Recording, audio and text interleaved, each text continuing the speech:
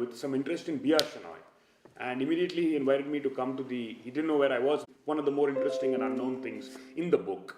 So that's been very helpful. And of course, third was after I finished my PhD, I wish it had happened a little earlier, but after I finished my PhD, Parth and Center for Civil Society had been influential in getting S.V. Raju's papers of the Swatantra Party to the Nehru Library, or now the PMML. And I was fortunate to be able to consult all of those in moving the book from a PhD dissertation to a kind of published monograph. So I'm very grateful for that, and also grateful for the opportunity to debate these kinds of things. I think in our public discourse today, whatever your ideological proclivities are, it does seem like there has been a thinning of the space for constructive discussion.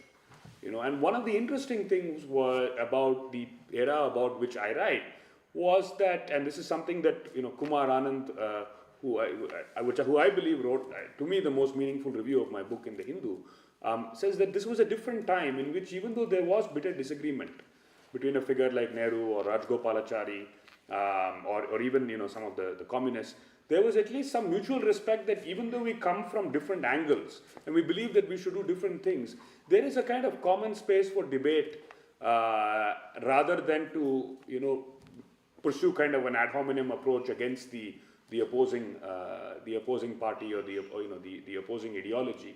And I think that that's special and something that we can kind of look back to, even though as we know there are pros and cons about looking back at any prior era. And I think that the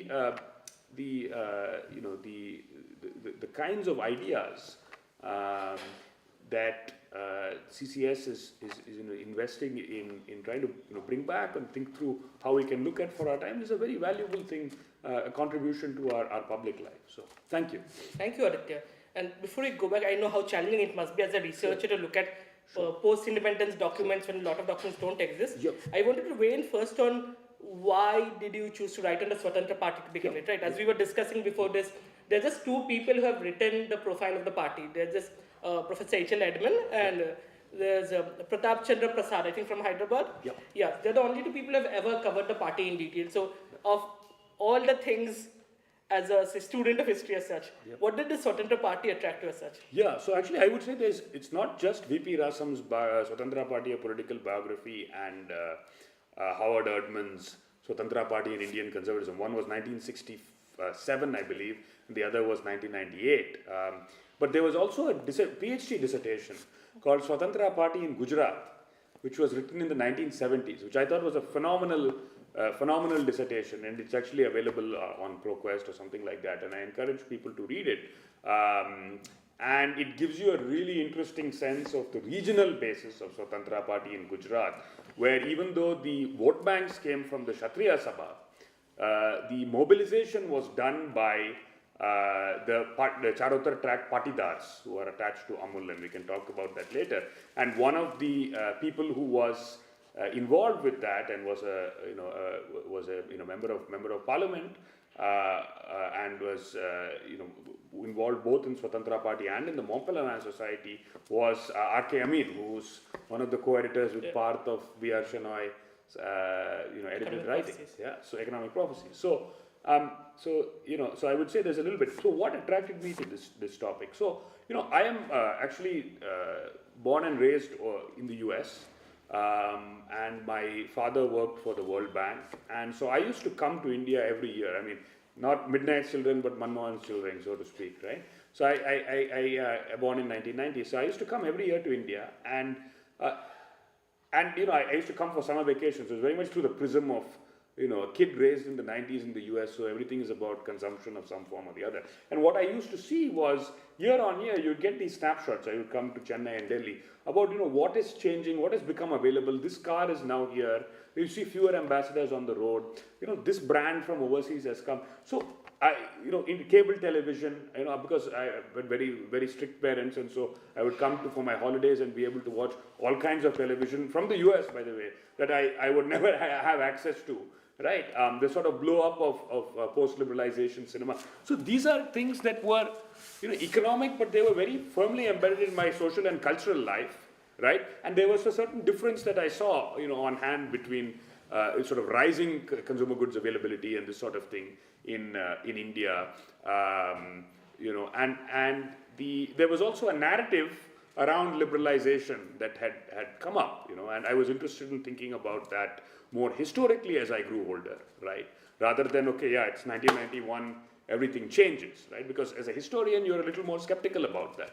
Said, yes, there may be a big change, but trying to inquire about what's happening. So that's the sort of, if you think about ultimate causality. But proximate causality of why I undertook this was because I was actually interested in John Kenneth Galbraith, the economist who also was ambassador to India in the 60s. In the 50s, he advised the Planning Commission. Mahalanobis called him to India and such. And he once famously wrote to Milton Friedman that, look, even though he was a Keynesian economist, said, if there's any one country in which your ideas would benefit from greater take-up, it's India.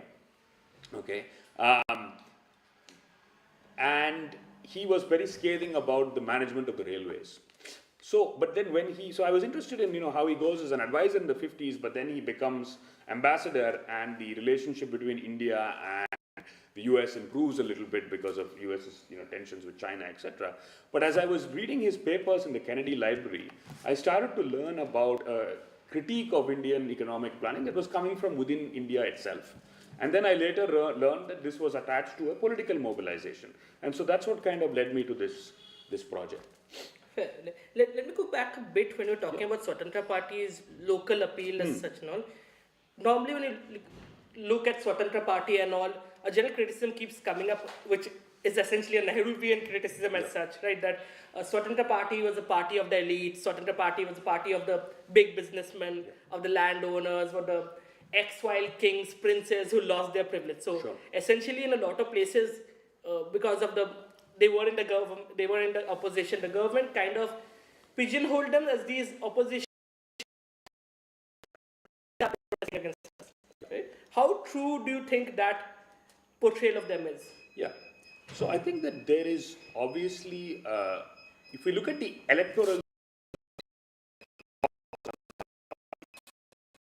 that I write very early in the book, that look, if you're looking for an electoral story of Swatantra Party, this is probably not the best book for you, because you can get very richly detailed political biography by V.P. Rasam, which is a very fine book, and the politics of the party itself and the way it builds its coalitions is something that's covered in quite great detail by Professor Erdman, who I had the privilege to speak with before he passed away. Right? But what to me is interesting about this is that yes, the reason why Swatantra Party gets 44 seats in the 1967 election, which by the way is right around what the Indian National Congress has today, right? Yes, it is a story of people who have lost their privileges. Your vote banks in Rajasthan, as I detail in the book, are zamindars, princes, etc. That kind of people. Even in Gujarat, the vote bank, even though the political organization, the people at the head are different. But that is one part of the story. The other part of the story, if we were to look at who is the leadership of Swatantra Party, right? What kind of ideas are they promulgating, right? So in other sense, that's, what you do to get the vote, the seats is one thing, but what you're aiming for, or what your ideology you're putting to, and the numbers associated with that, it's a different story, which is of people from the former Rayatwari areas, right, which are Bombay and Madras presidencies, so south and west. And if you look on a map of India, right, you will see that these are the regions that are bounded by, large bodies of water, right? You have your Bay of Bengal, Indian Ocean, Arabian Sea, right? Your Indian Ocean and Arabian Sea, right? So these areas which have landowning dominant castes associated with the ideal of sort of landowning cultivator, right, rather than the zamindari or mahalwari systems. And again, this is an ideal type, maps a lot of heterogeneity. It is communities from landowning and mercantile communities who are transitioning from agriculture, right, or petty forms of trade to a kind of mercantile capitalism or agro-capitalism, and in that process they are liquidating their investable surpluses and trying, or their land wealth, and trying to engage in commercial activity. They are the ones who are encountering this regulatory state of the Nehruvian era. And that is one of the things that is motivating them to pursue what they call free economy against socialist planned economy. And so these are not necessarily, yes, are these people more privileged than landless laborers? Sure. But the idea that these are, Maharajas of the 19th century, not interested in the way in which the world is moving, that's not true. And in some ways, they're actually more forward-looking than a lot of the people in the Congress Party, for example, which is an umbrella party, right? And so there is a characterization that Surya has described, which in social science scholarship of Swatantra, leftist social scientist scholarship of Swatantra Party as a sort of party of reaction, and even by Nehru himself, he says, I mentioned the beginning of chapter 4, he says, is a ghost-like party, right? But if you were to look at the regions from which a figure like Baikaka Patel or N.G. Ranga or Siraj Gopalachari, right, is coming from, or even the Parsis who are never ghosts, right, they're always doing very interesting things, you'll see that it's actually quite dynamic, right? So. Yeah, and on that, I think something I've touched upon also in your book, that how about, even though they're characterized as the pro-corporate party and all, somehow if they were that, they would have received more funding. The funding seems to go to Congress. The businessmen seem to have flooded to Congress. Absolutely. So there are a couple of things, right, which is that, for a party that is allegedly so elite, right, and of course there are certain elite aspects of it which I don't downplay. I mean, I think that if we have to learn from the Swatantra Party, we have to learn from its successes and failures and integrate critically its shortcomings, right? That's the only way we can kind of move forward and think about the way it's a usable past rather than to kind of glorify it. But the fact of the matter is, when people are to paint broad strokes and say this is a big business party, well, the fact of the matter is that, if I'm a businessman in the Nehruvian era, I want to maintain my relationship with the Nehruvian state because they are the ones who are distributing, licenses. They are the ones who I need to be. Business always needs a good relationship to the state to prosper, and the Congress is the behemoth, right? So, and it's interesting to look at the heterogeneity of big business response. So Stanley Kochanek and others have written about this. Birla was from day one okay with Congress Party. And even if, he would, had concerns about the way the Planning Commission was moving, saying it's the Commission of Planned Hurdles. There's one scene, something I mentioned in the book is when he's at FICCI meeting, he writes to Nehru, what are the orders? And why is that? Because these are, protected industries. Things are doing well, right? You're moving along at your 3% growth rate. And these guys, as the Hazari committee finds out, these guys are getting a disproportionate share of the industrial licenses and they're protected from foreign competition. So it feathers their nest. They don't want to upset their relationship. Tata is a little more different, in that Tata is giving some money for the Forum of Free Enterprise. Tata is financing the, is giving some finances to the financing of the party. Homi Modi was attached to the Tatas as a vice president of the Swatantra Party at one point. Minu Masani was a PR man for the Tatas. But at the same time, right, the Tatas are giving 1.5 times the amount of money to the Congress Party, right? Tata actually writes to Jawaharlal Nehru saying, can I give some money to Swatantra Party? He's like, and to his credit, Nehru says, yeah, I think it's fine.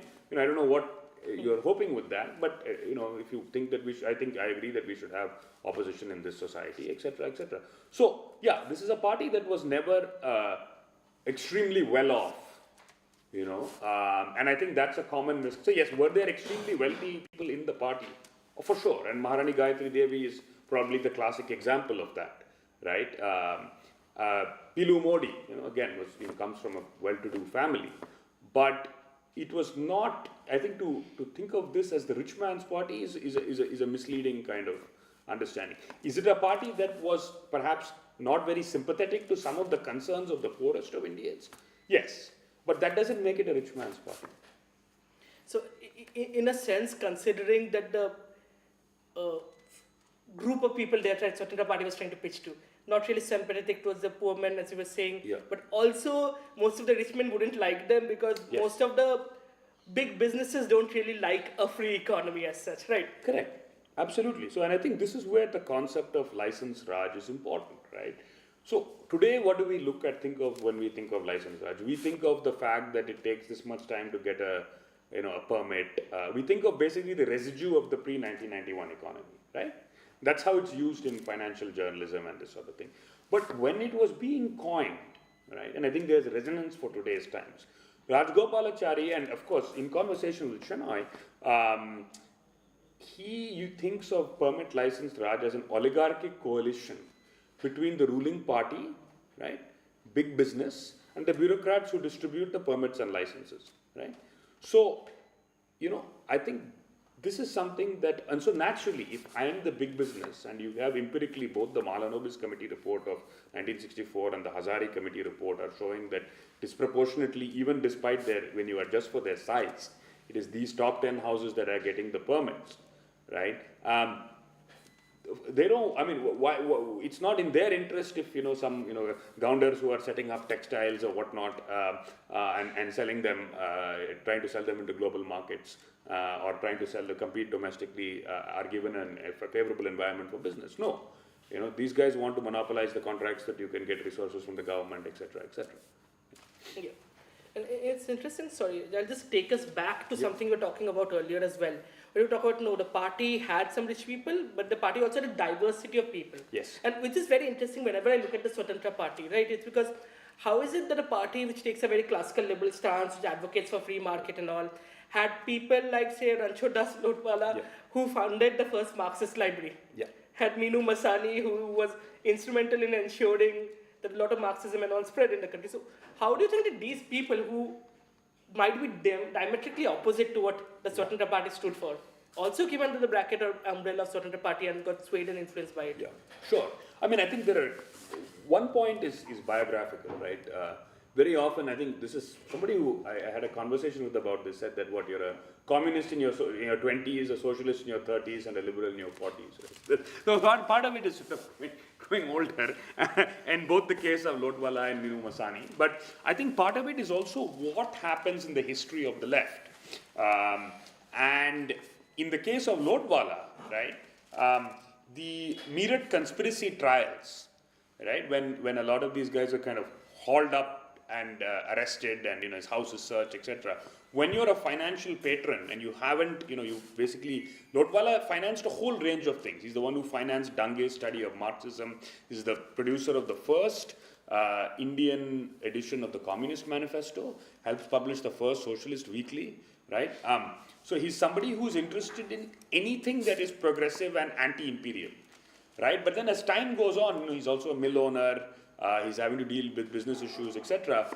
These things, sort of more concrete daily realities begin to take shape, right? So not every mill owner is Engels. But the other thing is that, you start to see splits within the left, right? The communists, the international left, so the Trotskyist wing and the Stalinist wing, right? And what happens is the way in which the Trotskyists are put down by Stalin and their allies is quite brutal. That's one thing. The second thing is the international solidarity idea of Trotsky is something that they jettison in favor of the communists supporting the national bourgeoisies. So this is something that kind of lets down certain kinds of people. So you have actually not just in India, but you have in various parts of the Western world also, Trotskyists who then become anti-communists. Right? They evolve because they feel very betrayed by the cause. And so that pushes them in a different direction. So that's one thing. In the case of Masani, right? Masani was never a communist. Okay? He was a socialist. And if you read Our India, which is a beautiful illustrated economic geography of the country, you see those things. And Masani was very close to Jayaprakash Narayan. They were both influential in creating the Congress Socialist Party. But what happened was when the Communist Party was banned and then it kind of pursues and it kind of insinuates itself into the kind of united parties of the left. Yeah, they feel that the Socialist Party line is being lost. The party is being influenced by it's being unduly influenced by communism. And this is something that happens not just to Masani, but also to N.G. Ranga. In fact, N.G. Ranga is somebody who is very influential in the anti-zamindari movement and this sort of thing, right? So I would say that, it's a combination of ideology, experience, as you grow older, you start to see things in different light. What is happening in the left kind of internationally. And then it also becomes a question of material interests. Right? The material interests of some of these people are, so N.G. Ranga, he comes from a large Rayatwari holding family, well, not a medium-sized Rayatwari holding family, and so he thinks of zamindars as evil. But then when land sealing legislation start to get imposed in some of his constituencies and such, then he's a little bit more circumspect about this, right? And I'm not saying that so I think that interest and ideology need not be the same. I think that they can be distinct from each other, but that you have to study them in connection with each other. And the concern is, of course, that if you were to pursue some of this progressive land reform, right, and just kind of you kind of toy with the right to property, then there is, of course, the old point which if you don't have the Locke and others have thought about, which is that if you don't have the property right, what is your incentive to kind of to develop the land, etc., etc. And while you're saying that the history of the left political parties and the classical Swatantra political parties as such were kind of interlinked and all. Yeah. Also, did back then Swatantra even identify as a classical liberal party? So what were the first ideas they taught? Absolutely. I mean, it depends on who you ask, right? So I think there's an interesting question, which is that standing from today, right, we would consider Swatantra to be a classically liberal formation, right? I think that's reasonable. But I think there are a couple of things, which is that if every other party in the country at that time was called socialist or communist, right? And I am liberal. If we think of conservatism as a relational position, it's like I may be in the center, but I am to the right of everybody else who is on the left. So in that sense, that's why I've used the terminology of conservatism, and also for a couple of reasons, because so it's an interesting discussion between Rajgopalachari and Masani, right? So Masani says we should call this liberal party. But Rajgopalachari says that no, actually the impulse is we're pushing the country in this direction, we have to rein it back a little bit. So I think if you have to look at an absolute atemporal kind of thing, you can say there are liberal or libertarian elements. But because as a historian kind of obsessed with the period of 50s, 60s, right? So Howard Erdman's book, for example, is called The Swatantra Party and Indian Conservatism, right? I think there's another point, which is that there is of course diversity within the party. But a figure like Rajgopalachari is also attached to a particular kind of social and cultural conservatism. And what the Swatantra Party, so for example, if you were to ask somebody about market society today and the fact that it is supposed to, as you move from inherited status hierarchy, it is supposed to abolish certain kind of inherited distinctions, right? In a truly free market. But the way in which I think Swatantra perceived what was the economic activity is one that was going on kind of organic basis of change that was taking place at the caste-based accumulation of capital, right? Now, of course, if you were to carry that out, and this is an interesting point, if you were to carry this out to its logical extent and include a more free player forces, then it would obviously undermine that, and that theoretically there should be no barriers to anybody pursuing any kind of activity, right? But I think that at the time that they were operating and the kinds of ways in which some of their mobilization took place, it reflected a certain kind of, I wouldn't say playing down, but some kind of blind spots towards some of those issues. Yeah. Would you say Rajagopalachari, when he was, I think, the CM of Madras and all, his decision to introduce that education formula, right? Yes. Where he wanted to see that if he could end up teaching more students with less. If you'd like to weigh in on that and how that led to even people who were quote-unquote close to him, like Periyar, also went against him, and his own party kind of led to him having to resign. Yeah, so this is an interesting episode in the history of South India, right, which is that Siraj Gopalachari is brought in because the communists have done better than expected and Congress is not able to form an absolute majority. So the coalition government, Raj Gopalachari is brought in to be the premier prime minister of the state in 1952, and he does something that's very automatically applauded, which is to abolish food controls, right? It's the first CM to abolish food controls, and the rest of India follows suit because there's a lot of black marketing, hoarding, etc. And even his political enemies applaud that. But the other thing was he was trying to balance budgets, and he valued education. But one of the things that he did was to say that, if we are to, let's say we can double the number of kids who go to school with the existing budget by making sure everybody does half day. And what do you do in the other half of the day? You pursue a job, a hereditary job, Now that is seen to be, so on the one hand, yes, you're doubling education, so a lot of it, but on the other hand, particularly in Tamil Nadu, right, where you have a very powerful Dravidian movement that is firmly committed against the hegemony of the Brahmins, right, to have a Brahmin chief minister say that half the day you do your hereditary occupation, that's very good if you're a Brahmin. It's not so good if your hereditary occupation is cleaning toilets or whatever it is, right? And so that brings down the Rajgopalachari government, and it paves the way for the de-Brahmanization of the Congress in the Madras Madras state and later Tamil Nadu. And the flip, but I suppose the unintended consequence of that is Rajgopalachari goes back into political exile, and he's very bitter against the Congress. So of course, there are multiple motivations, right? We can't look at any of these people unilaterally. And he starts to think about the development model. He starts to write in the Swarajya magazine every week, starts to argue for the importance of a strong opposition, etc. Yeah, so these are some of the blind spots that you were talking about, right? Yeah. And it's interesting you mentioned Swarajya magazine, because I also want to see, back then, how was, say, Rajaji's relation with the right as such, as in the social right, not the economic right as such, right? Absolutely. Because we have the Swarajya magazine, which is currently has taken from again, but it's completely different from what Rajaji used to learn. Exactly. Right? So that's I think that there's sort of 2 points there that are important. The Swarajya magazine then, right, was attached to a particular kind of social and cultural conservatism, which was like, yesteryear, think of it as like uncles. So like yesteryear's, retired civil servants who are writing about like Carnatic music, festivals, or like, what is life like at Oxford or Cambridge today, or, short stories. Okay, so there is a modicum of social conservatism in some of that. So they do have a certain kind of patriarchal ideas about Hindu Succession Act, for example. But there's a sharp distinction to be drawn to the Swarajya magazine of today in a couple of ways. One is the attitude toward minority rights.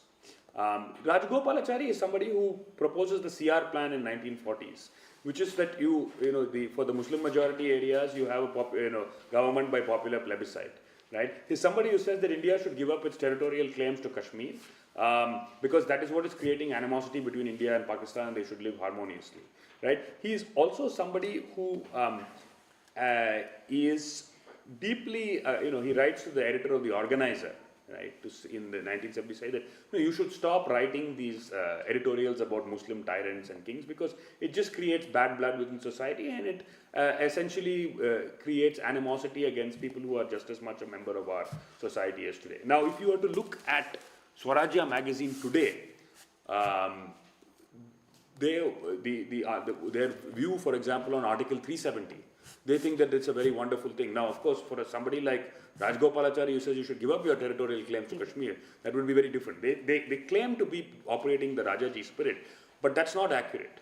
Another point is they have in their mission principle secularism that does not pander, right? Now, I'm not particularly sure what that means. I mean, of course, but that I think is more aligned to a certain set of grievances that is more aligned to the Hindutva ideology rather than the more, the sort of unity in diversity, right?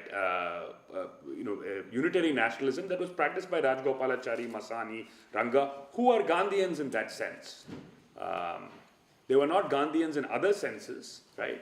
But in that sense, I think they were truly Gandhian, and that, the question of, a secular party, that is economically liberal. I think that is one thing that Swatantra was quite clear on. Although, of course, within the party, you have diversity again. Somebody like K.M. Munshi, right? K.M. Munshi is somebody who is there at the first meeting of the VHP in 1964, right? He's behind the Somnath temple reconstruction in the 50s, etc. And there's some interesting debates within the Swatantra Party. Should we ally with the Janasangh or not? So Masani is absolutely against this. Said this is a fascistic organization, blah blah blah. Whereas Munshi says that look, this is a very good idea. In Bihar, they do form an alliance of no competition. It's interesting because Uddam Singh Naghok and the Akalis were some of the first people who were against the Nagpur resolution in 1959. and the footage of the inaugural convention of the Swatantra Party, they're some of the first people to go inside. They are, in Punjab, it becomes completely impossible for them to ally with the Janasangh because the people who are, motivated to or part of Swatantra are Akali. So it's an interesting kind of set of debates that take place. But broadly, it retains its secular, anti-majoritarian kind of fabric, even though that is not necessarily the priority. Yeah, so there's like a big tent party, but what would you say would be the core major things that all of them, like say, Masania and Rajaji would be different, have different ideas on multiple different issues. Yeah. Right? Yeah. So what would be maybe some of the core major issues everybody agreed on? Sure, yeah. So I would say there are 4 things, right, that are sort of lowest common denominator, right? One is decentralization of economic activity, and as a response to 5-year plans, things that are, a federal system, an asymmetrically federal system in which the center is much stronger than the states, etc. The second thing is these guys are interested in unfettered private economic activity. So, minimal kind of regulation from the state. The third thing is the sanctity of private property, right, in that private property is the basis for solid economic activity, right? I just stopped it. Second one, when we were talking about unfettered economic access, were all of them also open to free trade as such? Because my understanding is Masani was more open than the others were as such. So international, like global free trade division of labor is something that Masani is quite interested in. In fact, he has this beautiful cartoon illustration in the book Our Growing Human Family, published in 1950, where he looks at Europe, right, in the interwar period as, in the map of Europe where the borders between the country are these thick walls, and compared to America where the states are all flat because you have interstate trade. So he is a free trader globally. Rajgopalachari doesn't really have an idea one way or the other. He's not so concerned about that. Ranga, again, I wouldn't say is a free trader, but he believes in a global system to coordinate agricultural prices so that they don't fluctuate too much and farmers are able to get remunerative prices. And that, in a sense, is a response to the Great Depression, where India suffers heavily as an agricultural producer. So I would say that the issue of, I think within India they are free traders, but I think in terms of the question of international free trade, there is heterogeneity in the party. I'm sorry, I had interrupted you when you were saying the fourth. So the fourth point is about anti-communism. Now, what is anti-communism? Anti-communism is not just being against communists. Anti-communism is also a line of argumentation, which is why Swatantra Party is not that concerned about the communists. Okay, they are, especially after Nehru dismisses uses Article 356 to dismiss the Kerala government in 1959, right? But it is more like, if you think of the arguments in Hayek's Road to Serfdom, which is that you start to pursue a kind of planning. You go down a path that will ultimately lead you towards totalitarianism of the leftist variety. That is anti-communism as it's practiced, and that is rhetorically. Like, it may strike us as a little alarmist today, right? 20 years, 30 years after the Cold War, right? China has embraced a certain kind of state capitalism, etc., etc. But at that time, right, the Cold War is raging, right? And so these arguments have a lot of valence, right? And they're borne out in, in certain kinds of concerns. Look at the invasion of Hungary. You think about, what's taking place in various different countries of the Soviet bloc, etc., etc. I have some more questions, but I just wanted to go back on NG Rangas, what you told, because that didn't sound like very free economy of him to say, okay, no, the government should regulate the prices that the farmers should get. Did that lead to disagreements there, or was that at that moment everybody accepted, yes, okay, government should intervene and maybe have a price control, or at least a mechanism for some of these things? Yeah, so this was something that was articulated in NG Ranga's Credo of World Peasantry in 1957. So like the International Labour Organization, which he sees in the interwar period when he's studying overseas, he believed that there should be a global organization, probably the Food and Agricultural Organization of the UN as it later rolls out, which should make sure that there is not excessive price fluctuation for agricultural commodities. Now, that is different from his attitude towards food controls within India. Yeah? So this is a price-based mechanism, right, that doesn't imply, the Food Corporation of India buying surplus stocks and keeping them and storing them and moving around the country and all of that. So the idea of a global kind of system to coordinate agricultural prices, it's not really that's something that K.M. Munshi or Rajgopalachari or a Masani, like they're not having that theoretical debate about. It is more, this is N.G. Rangas Utopia, but we will debate party platform on these things which we're going to talk about in the Lok Sabha or in the elections. So even though they were part of the group, it isn't like now where, okay, the party high command decides this is our stance and we stick to it. All of them were free and open to even take away their own stances and own public debates and put forward those. Right. Apart from these key factors and key figures that we keep hearing about, say Masani, Rajaji, N.G. Ranga, Pilu Modi and all, who are like the lesser known figures and all who were there? Like your book also highlights out how Ranchodas Lotswala's daughter did a lot. Right? A lot of the ideas that all we have access to right now is because of the hard work she had put to, right? Yeah. So who are the other smaller figures, maybe very influential in ensuring that the Swatantra Party survived and its ideology still survives till the date, but might not have been that well known when the party was at its peak? Yeah, absolutely. So, I mean, just to give you a quick sense, the term free economy, right, originates in the early 1950s. It originates in the print sphere through publications like the Indian Libertarian, through associations like the Forum of Free Enterprise, there are groups like the Indian Rationalist Association in Chennai. They're kind of talking about this.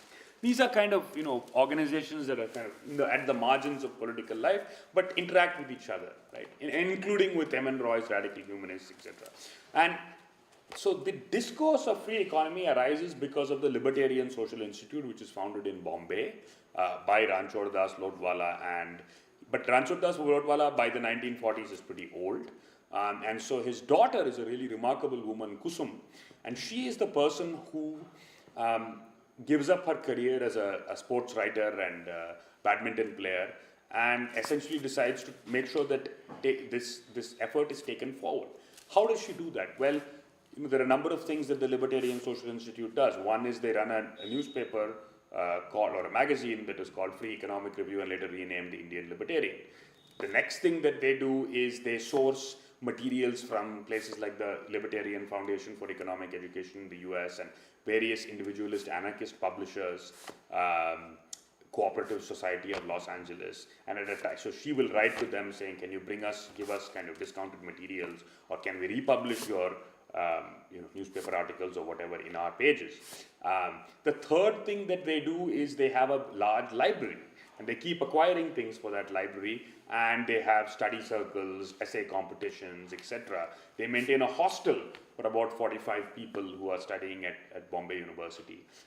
And actually the person who is probably the most influential political scientist of the 1960s, Rajni Kothari, actually first learns about political ideology and all that in the Lodwala library, which continues to exist today in Bombay. You can go and see it. So this is somebody who, again, and in the archival record I found tons of stuff on Ranchod Das Lodwala, but very little about Kusum. I don't even have a photo of her. But it's really, she is the person who does so much. And in the history of the Swatantra Party and in free economy, there are a number of women, right, who are subordinate but very significant to this story, without whom the whole thing wouldn't have happened. And I think that also points to some of the blind spots around free economy, which is that when the party then, it's not just in terms of the development of its ideas, but in terms of the promulgation of the ideas, middle class citizen that they have in their pamphlet literature, people who are in high office, it's very rarely a woman, right? So that's another thing. And similarly, the appeals that are made to women are in their capacity as, food prices have increased because you buy the food at home. It's not about you should all be empowered so that you can also work in this economy at an equal level. That's not how it goes. So that's another thing. In terms of another, I think I mentioned Bailal Bhai Patel today, earlier. And I think he's somebody who is not as well known as he should be. We've all heard of Amul and Anand. But, about 3 kilometers from Anand, there's something called Vallabh Vidyanagar, which is called Town for Education. It's a kind of rural modern program to arrest brain drain of Charotar tract patidars A science and technology university is set up there. Various institutes of rural management are set up there. And what they did was they took land from patidars who were there. They said, we'll give you back half the land after it's developed, which will probably raise in price. And what we'll do is we'll set up an educational institution focused on science, technology, engineering, commerce. This is all set up by Bailal Bhai Patel, who is the chief engineer in Ahmedabad for Sardar Patel. Okay, so he helps bring up this this community, this town, which is synergistic with Anand, so that they don't have to leave elsewhere or whatever it is. And it is something. And if we look at Anand and the way that it works, it is a private cooperatives, right? Despite the kind of ideology that this is seen as a great socialist experiment, it's not. Private cooperatives that are owned by farmers, etc. There's their group kind of farmer cooperatives, and then of course there's the Anand Milk Union Limited or Kera District Cooperative Milk Producers Union. And this model of course has been replicated all across India, right? So that I think is unknown, and it's significant that it is that person, Bailal Bhai Patel, who goes on to found the Gujarat Swatantra Party. He's opposed to land reforms. He's very invested in this alternate idea of rural-based market activity, right? It's small, it's at the village level, it's not based on the city. And again, in this particular case, it is quite tied to the caste identity of the patidars, which they're very proud of, right? And it is used to, that community identity is used to mobilize private donations for their philanthropic trusts, which are involved with lots of educational initiatives. And that's a very different thing that's emerging in the Nehruvian era than the kinds of cooperatives that are being pursued elsewhere, right? Whether it's by the Americans in India in terms of cooperative aid, or it's various other kinds of cooperative industries that are being pursued in the South. Yeah, and since you mentioned that, it's even because in the Indian Liberals website also over the last few years we started to look at more female liberals. Yep. And we also came across the same idea that they've either published in pen names or their publications no longer exist. Just somebody saying, okay, they have published something. The most interesting thing we found is that among the 15 founding mothers in the Constitutional Assembly, there isn't a single picture of all 15 of them together. Right. And one of them, I think Poulami Banerjee, does not have a picture at all. The government records of her have no picture. The website just has a static picture holder with no picture of her. So it's interesting that even when I was reading the book also, I was like hoping to say, okay, maybe in our research we couldn't find anything. Maybe in your research you would have come across more female liberals and all that, because definitely they were there. There are accounts of them being there, but just except maybe name dropped or saying that, okay, they said this or they wrote this, those records are certainly missing. Did you come across maybe records when you were researching? And just to add on to this, especially as a history researcher, right? When the subject matter you're researching on is done long back, whatever you have as secondary sources of people who met them, and all of those might be influenced by their own biases of whether they like them or not. How do you actually research and figure out, okay, this is what might actually have happened, this is what maybe Rajaji and Gandhi's relation actually was, or this is why Nehru and Gandhi's relation, Rajaji's relation deteriorated? Sure. No, I think there are a couple of things. I was extremely lucky in that the Rajgopalachari and Munshi collections are two of the largest collections in India after Gandhi and Nehru. In fact, Rajgopalachari is the largest after Gandhi and Nehru. And the documentation is simply voluminous. So, oftentimes people complain that, for independent India history, whereas the colonial record keeping was good, we don't have that much for the post-47 period. I think that's probably true for certain kinds of state documents. So ministries, if you have to go to the National Archives and look for things, it's hard. But we do have wonderful collection of private papers of many influential people. Some of them are in the private archive section of the National Archives, but in the Nehru Library, or now called the Prime Minister's Museum and Library, you have hundreds and hundreds of people have donated their papers. And so you can start to approach, history, or archival history from their papers. Now, I would say a couple of things. There are obviously caveats, because any source, right, is constructed with the biases of the people that are constructing the sources, and to figure out why some things are preserved and not others, why some things are shown to you and not others, that requires you to, you can't just take things at face value. And this is something that's been a major debate in historiography since the 1980s. So I think that, be that as it may, so nothing you can fully trust, there are obviously different layers and levels of accuracy and categories of information, that some sources are better than others. Oral history is something that if I'm talking to somebody and asking Surya about what he did 15 years ago, that's one thing. Whereas if I'm to pick up the newspaper and read what happened 15 years ago, newspaper record, that tells me something else. Now, that is not to say that the newspaper article may not have its own biases, blah, blah, blah. Yeah. But for certain kinds of facts, it may be accurate, and if I can then find another newspaper that said the same thing, I can kind of triangulate and develop better information about it. Yeah, you might at least find that something happened to the newspapers. Exactly. So I think that is, and that's why I think historians we kind of turn to archives and this sort of thing, right? But nothing is completely foolproof, and you have to work from fragments and suture them together and triangulate in as best you can. And for me, one of the sets of sources that's been immensely useful have been magazines, newspapers, etc., which were prominent then, but are now not so prominent, right? Or have been forgotten about that era. So, Indian Libertarian was not circulated very highly, but it was still substantial. It reached people like Rajgopalachari, right? But magazines like Swarajya, magazines like Thought, kind of described in chapter 2 of the book, this connected clusters of periodicals, and they leave records, right? The Forum of Free Enterprise has records that you can go and meet the people there, you can read the pamphlets, this sort of thing. And we bring that together with correspondences, with maybe some oral accounts, and you can start to develop a better picture. Yeah, but do you also go to maybe correspondence to other parties and also maybe what other politicians and all during that time were talking about Swatantra Party or Rajaji at that time? Because I'm sure that a lot of other publications, of left publications and right publications were both rampant at that time. Yes. And a lot of them were writing about the Swatantra Party or Rajaji in both positive and negative light at the time. But have you also looked at their internal communications and all as such? Yeah, so I looked at a couple of things. So not too much about in terms of other parties and what they believed about. Of course, there is that Jawaharlal Nehru press conference, which I mentioned in chapter 4 of the book, where he describes them as ghosts and kind of goes on and on. And similarly, there was something that came up in T.T. Krishnamachari's paper about a kind of smear campaign against TTK that was run by the Swatantra Party.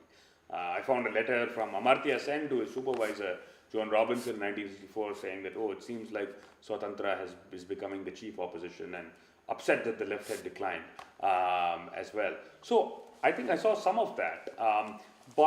And of course the Blitz and Current, right? So Blitz was the key kind of Bombay tabloid that was pro-left, and Current was the key kind of anti-communist. So they ran all kinds of salacious stories, one about the communists, the other about Swatantra. But I didn't have too much about that, because I thought that a lot of this conventionally biased understanding of Swatantra was what pervaded these parties, right? And this is the reason why Rajgopalachari is undercovered, right? People either lionize him, right? They either say that, this Kalki magazine wrote that he is the second Socrates, okay, which he was not. There are many things that Rajgopalachari is second Socrates a bit much. And there are people who, caricature on the other side, which is that, look, this is a very retrograde and casteist person who's a part of the 19th century, and I think that some of those criticisms are true. But he's also somebody who basically born and raised in a village, extremely conservative Iyengar family, but he comes quite a distance with in terms of things like Dalit uplift and all of that, embracing the Gandhian agenda. Again, not to glorify, but we should think about people in all of their complexity. Similarly, sometimes Masani, right, is caricatured as a kind of capitalist stooge, right? And that he's essentially a mouthpiece of big business. Now, be that, Masani certainly may have been. I'm sorry, Yeah. was Masani at a time considered so radical capitalist that even the CIA said that, okay, we'll be hands off him? Yeah, so yeah, exactly. So he was so anti-Nehru that the CIA thought that, look, okay, Nehru's not a communist. They were very concerned. They thought he's not going to be useful for us. But I mean, the thing about Masani is that, of course, big business is not the only thing he's interested in, right? So when you think about the work that he does with Forum of Free Enterprise, sure, they get money from Tatas or whatever, but Dora Tata Trust, but they are also the people who come to these budget speeches of Nani Palkhivala, or the people who are members. They are also these, your small people, small traders, or people who own restaurants and shops in South Bombay, Parsis, right? So, you have to think of things a little bit more capaciously. Now, whether or not there are some people may say, well, this particularly radical attitude of capitalism will lead to concentration, or this will, whatever, monopoly, or whether it leads to, perfect competition in the sort of microeconomic sense. That's hard to say, right? Because, he's not a policy maker implementing things, etc., right? I'll quickly take questions from the audience, but before that, let me check that, because I have a couple of more questions that I want to take. Do you have any questions from the audience right now? I'll also see if there's something, because we are live streaming, I'll also keep an eye on whether we have any questions there. Unless we have, yeah, go ahead. Do you also tell us your name? Sure, my name is Ranga. I'm from Yaya, the Vidhi Center for Legal Policy. Hi. Hi. So I had a question about the research methodology that you employed. So towards the end, you did speak about archival history, possibly oral histories, and also looking at magazines. My question is, what were the challenges that you encountered while writing this book? Were there issues in terms of accuracy, finding relevant sources, conflicting narratives from different people? Curious to know about the difficulties you faced while writing the book in terms of the sources that you used. Yeah. Also, before you answer, if I may nudge you, I know that you also referred to some gramophone recordings as such. Yeah. If you could also elaborate a bit on that while answering. Yeah, sure. So, I think there were a number of challenges. I mean, I spent like 3 or 4 years looking for circulation figures for these magazines, which I later realized there's a volume called, a series called Press in India, which is published by the government of India every year. And I was able to find things like the circulation of the Indian Libertarian. It was a very glorious day for me, I remember. But a number of these things are difficult to get in India. Because of the Cold War and PL 480, basically what happened was America offloaded its agricultural surpluses to India, and it was seen as like a great thing that they were giving India food aid, etc. And they took the money in rupees, which were not worth that much. And then for their local expenses, they spent in rupees. And so what that meant was, as they're trying to build up Cold War knowledge about the country, a lot of the book, they ended up buying lots of books and giving them to American universities. Okay, so the interesting thing is that I had to go to a library in Boston, Massachusetts, to get these things which should readily be available in India. That was one of the challenges, right? Otherwise, I should have been able to sit in Central Secretariat Library and get all of that stuff fatafat, right? But that didn't happen. I had to search for, because somebody like Lodwala doesn't have papers of his own, I had to read from a biography that was written by him by Indulal Yagnik, which I had difficulty getting. WorldCat has helped, but there are not that many copies of this book available globally. I was lucky that I spoke to a mentor of mine who said, actually, Indulal Yagnik's autobiography has just been translated to English in 3 volumes, so you can go and find it. But had that not happened, I would never have been able to learn about Lodwala in this sense. I was lucky that, Kumar was working on the Liberals portal and had digitized Indian Libertarian. Otherwise, imagine, I would have had to go one by one, no OCR text recognition, and go through and count the number of times some word is used or something like that. So those are challenges. But at the same time, I think of those challenges also as opportunities. Because when you don't have all the stuff staring you right in front of the face, in your face, whereas if I want to write a history of India's, dealings in the Vietnam War, I could probably go and sit in the National Archives, the Ministry of External Affairs files are available. I can sit there, spend a few weeks and get everything, right? But what this allows me then to do when I'm having these challenges is that I need to go and look at various different kinds of sources. I had to think a little creatively about where things might be. And that also, I think, led me to ask different questions of my study as well. The gramophone recording. So two of the sources that I use in the book, I came across purely due to happenstance. One, I was just looking Swatantra Party in YouTube, and I found that there's something called a gramophone, Sunny's Gramophone Recording Museum in Plasanal, Kerala, and they had audio recordings of Swatantra Party slogans from 1960s. And so I got in touch with the person there and was able to look at the original file and was able to get that. Now he's taken them down since then because of copyright violation, but for a brief period they were available and I was able to figure that out. Another one was a video by Reuters of the Swatantra Party's first convention in 1960, I believe, August 1960. And so I was able to see Rajgopalachari walk onto sort of film studios in Bombay, Masani, all of that. MS Subbulakshmi did the first, inaugural prayer, the only woman on the dais, right?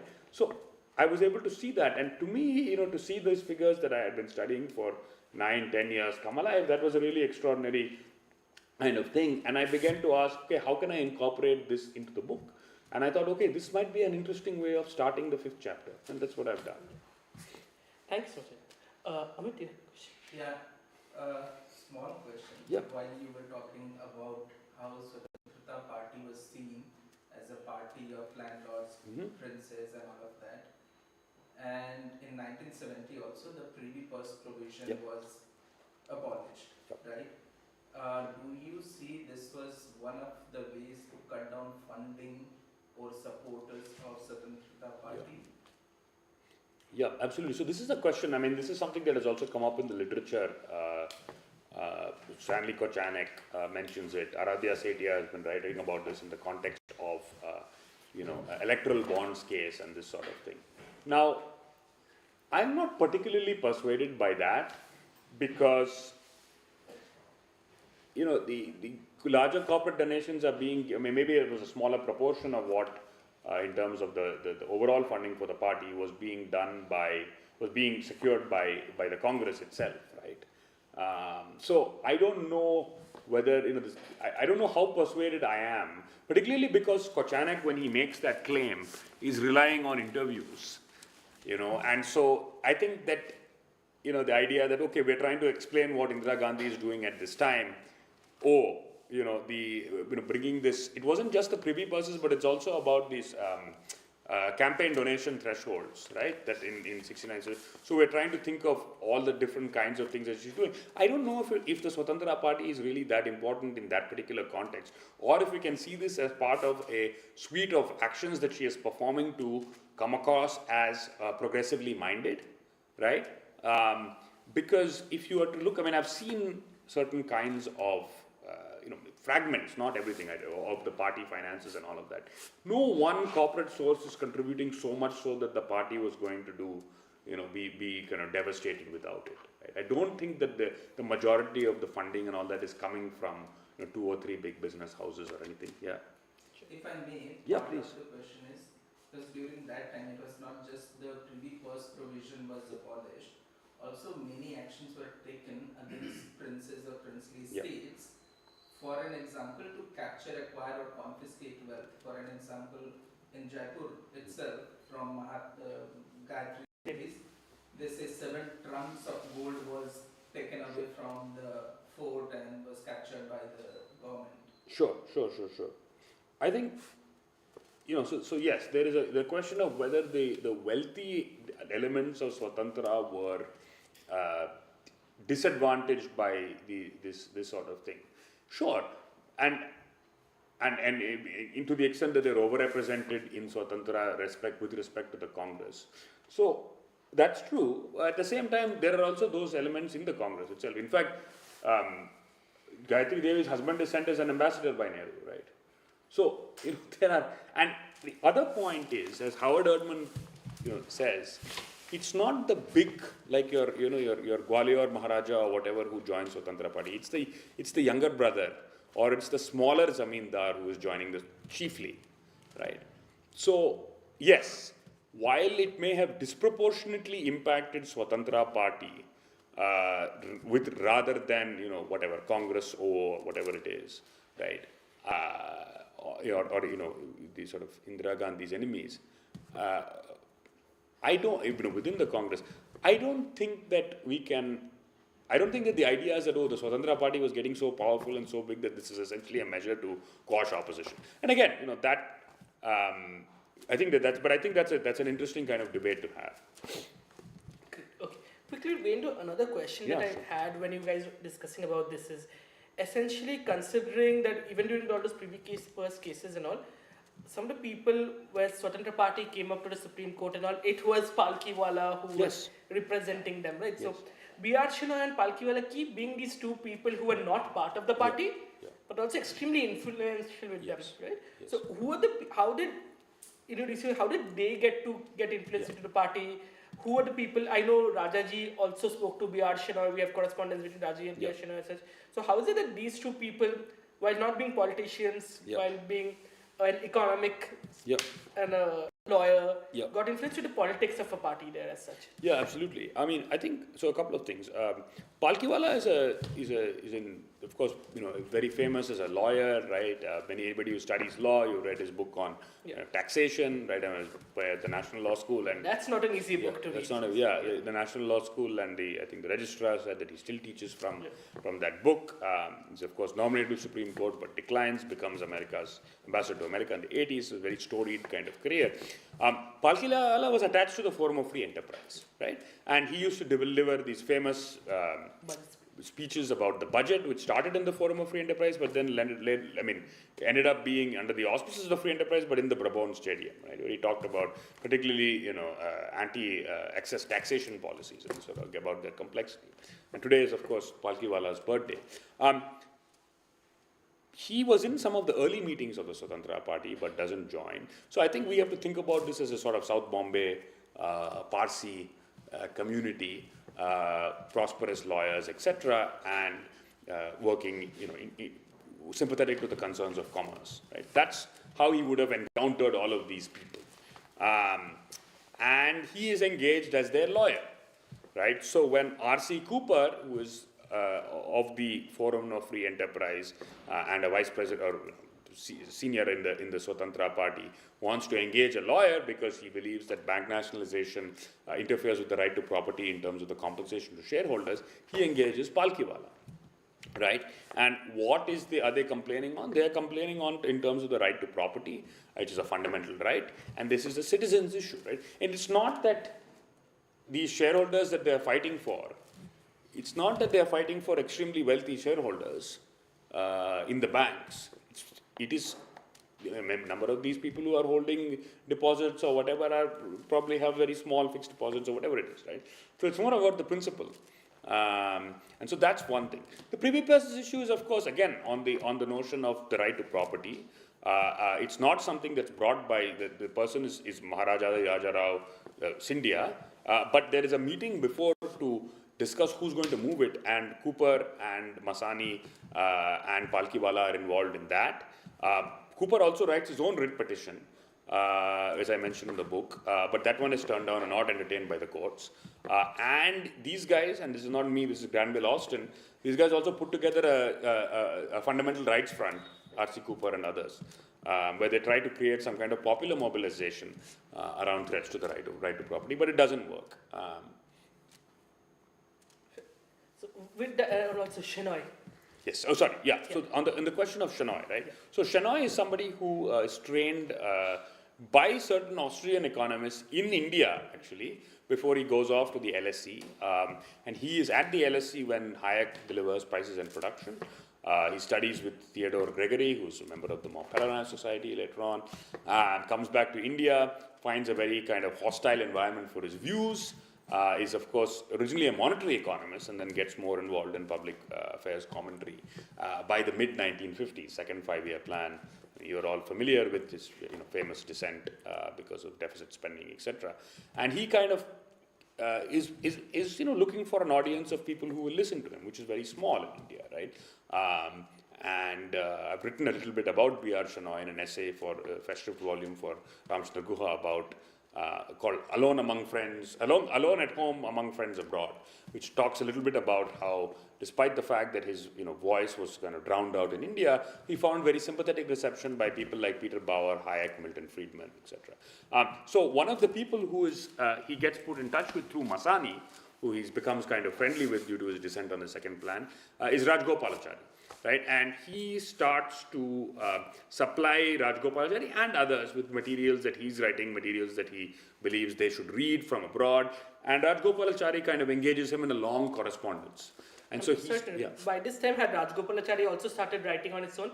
Because I know once after he lost the Madras citizenship, he went back and started writing more on. So he starts writing. So Swarajya is founded in 1956, and I believe from about 1958, Shenoy and Rajaji are in not irregular correspondence. When by 1961, as I detail in the book, they are corresponding very much more frequently, and he's trying to explain to him, Shenoy is trying to explain to him, and Rajgopal is trying to understand what, inflation, the connection between, deficit spending, inflation, and what he believes to be kind of the financial ruin of the country. Right? Okay.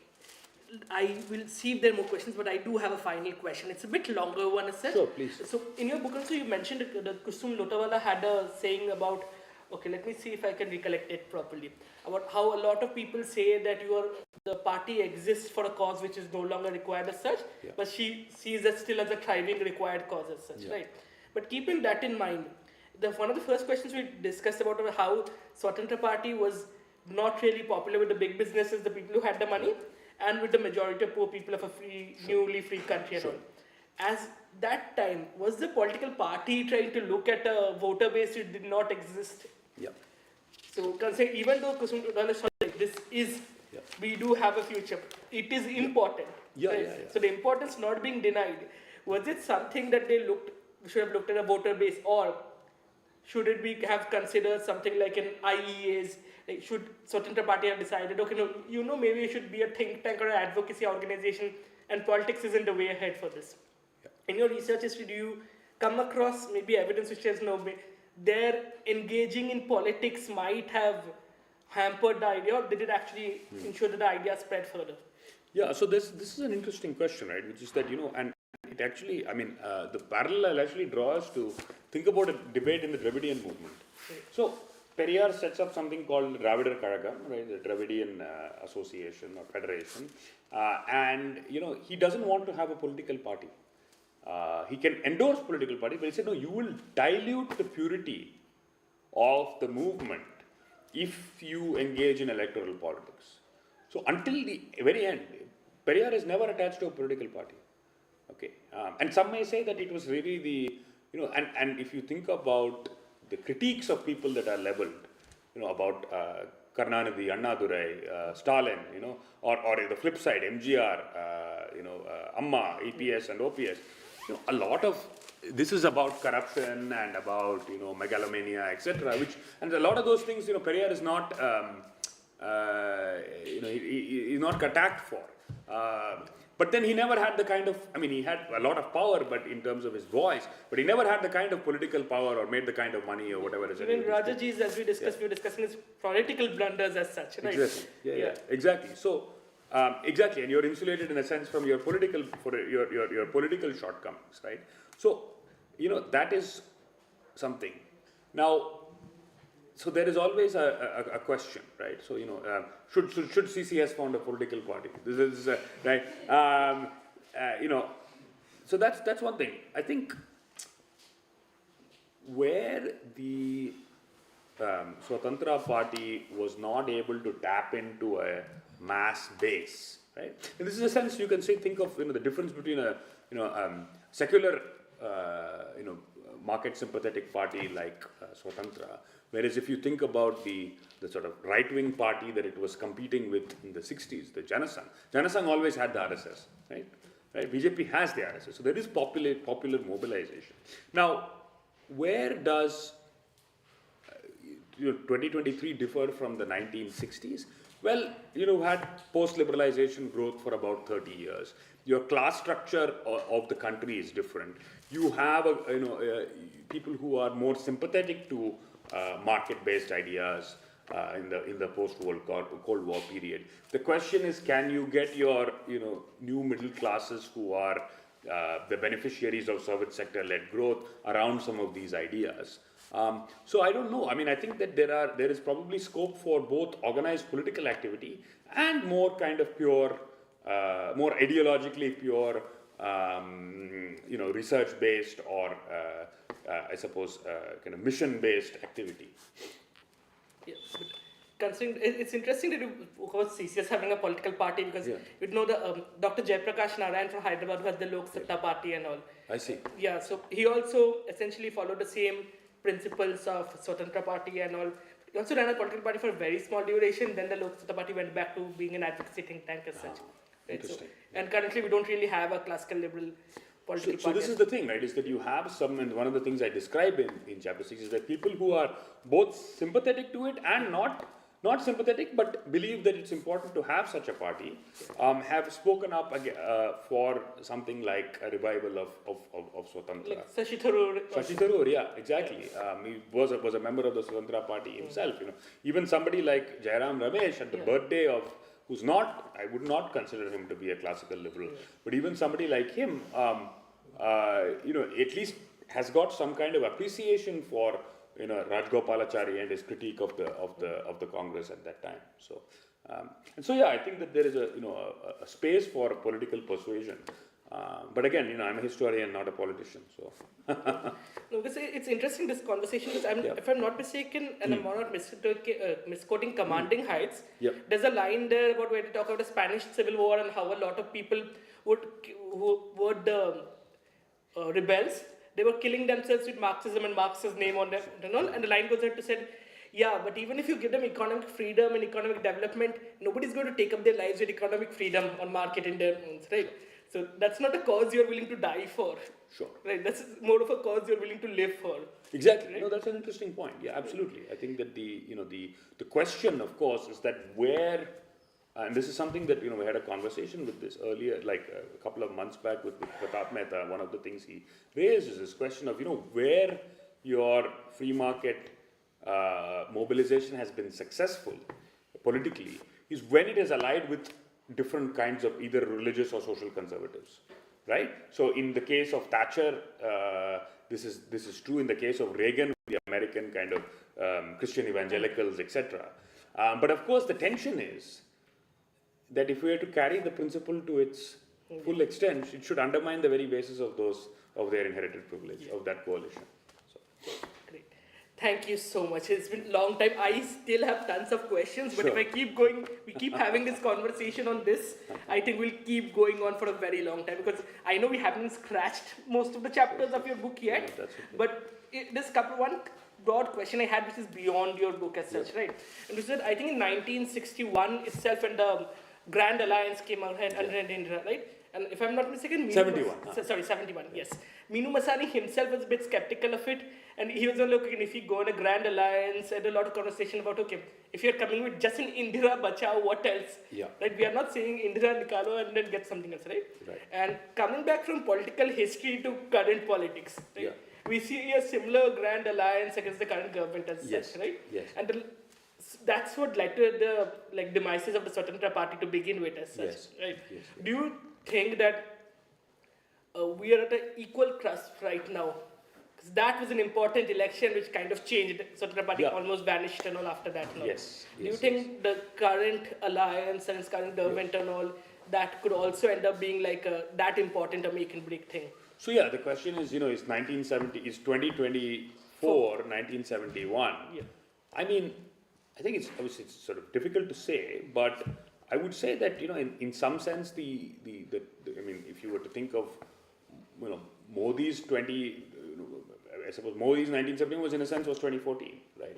In some sense, and then of course 2019 ratcheted it up. The reason why in a sense it's different is because after 71, in 75, Indira Gandhi starts to run into issues, right, or whatever. 74, she runs into issues about electoral fraud and then declares the emergency. And then, of course, she's, unseated, right? So you have, between 71 and 77, she's gone. And then, of course, she comes back. Whereas here you have person who's been in power for 10 years, and if we look at 2014 to 19 and 19 to 24, you see a qualitative difference because now they have the majority in the Rajya Sabha as well, right? And so the kinds of legislation, whatnot, can be pursued. I think that this is a very important election, and I think that it is also one that is now associated with a particular ideology in a way in which it's a different ideology that 71 was, but this is more ideologically coherent than Indira Gandhi's socialism, right? And so if in 2014 the plank was development, right?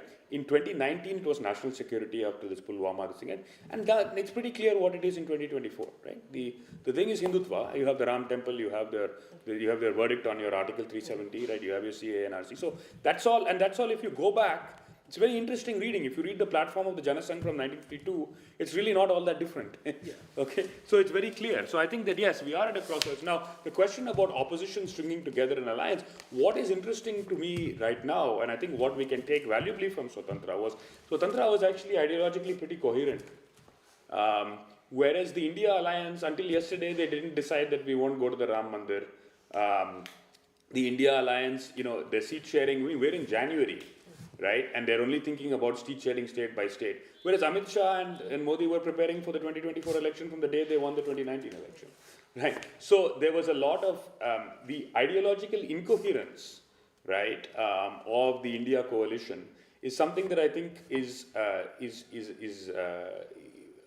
problem, because it's difficult, particularly when you are fighting against an ideology that is strong. If you're not offering anything else than saying that this is not that, then you're not really going to make very much progress. Yeah, we can't really go off of people say, hey, don't take that, you have to give them something else. Exactly, particularly when that is clearly very popular in a certain, whether or whatever, 40% vote share is not 80% vote share, but clearly it's done extremely well and it's gotten you a lot of seats. And so by just saying, I'm not going to offer you that, you're not necessarily going to move the needle. And unfortunately in 2024, we don't have a Swatantra Party to vote for as such. Right? But with that, thank you so much, Aditya. Thank you so much for taking the time. Absolutely. A couple of things will be amiss here. To prepare for this, I didn't just go through your book, but I went through maybe the last 3-4 talks you have done on this, listened to 2 different podcasts. But it's interesting how even this conversation is completely different from everything we have covered. It's just so the amount of research that might have had to go through. I think you were underselling yourself when you said you spent 3 years researching. It might have been way longer and a lot of sleepless nights and all which went into that, because I'm sure there's still a lot of important points to still cover. And also a lot of the documents that Aditya said is available on our website, the indianliberals.org. You can access a lot of the Indian Liberal documents. We keep updating it. We keep, it's open for you to go access it, download it. And again, it would be amiss for me if I don't thank the Foundation for, the FNF Foundation, who has supported us in helping the Indian Liberals website continue. Right? With that, thank you so much, everyone. Thank you for your patience and thank you for joining us today. Thank you. Okay? Thank you.